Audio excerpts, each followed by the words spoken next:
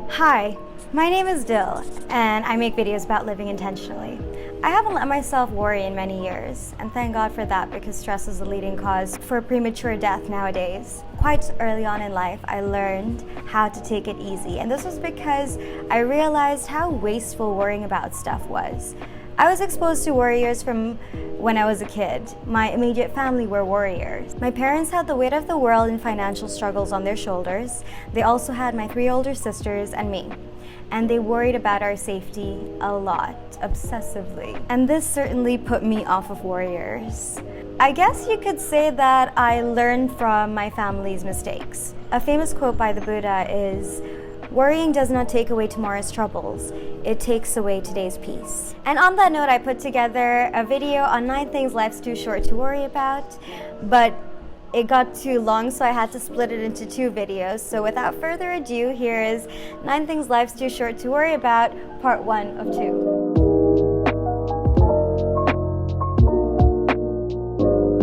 Number 1, being liked. I wasn't very good at making friends. I could never find much common ground of things to talk about with most of the other kids. So I basically grew up to be a socially awkward person who never really figured out how to make friendships stick for a long time. If I had to count, I would have to say that I have about 2 friendships that have lasted over a decade. This used to really bother me in the past because I wanted more people to like me. So I was obsessed with figuring out how I needed to act differently and behave differently. I then went through this phase of being extra nice through my 20s, and it was exhausting. And guys, it's not worth it. Take it from me. It took me a while to finally realize that not everybody is going to like me. And a lot of the time, I may never know the reason why. And that's how I concluded that it makes more sense to keep your circle small and put all your available energy into those people. And just be the flame and let the moths come to you. Number 2, past mistakes. Have you ever been taking a walk or lying in bed when suddenly you're hit with this wave of embarrassment of something that happened a long time ago? There's a reason for that. Our brains have the tendency of randomly reminding us of our most humiliating moments because it reminds you of these experiences of danger of humiliation to stop you from doing the same thing again. Once I learned the science of it, I realized that the other people in the story in my head probably aren't thinking about the embarrassing thing that I did. They're thinking about the embarrassing thing that they did. So now when these unintentional memories pop into my head, I can actually laugh at myself instead of cringing.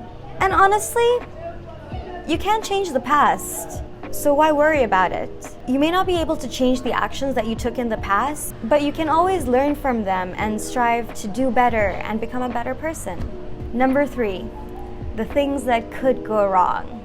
The what could go wrong mind reel, or should I say spiral? This one is a total waste of time. You know what I'm talking about. What if instead of spending that time worrying, you could have been playing a game or taking a bubble bath or doing something for you, something that makes you feel good? Maybe next time try skipping straight to treating yourself. I do it and it does the trick.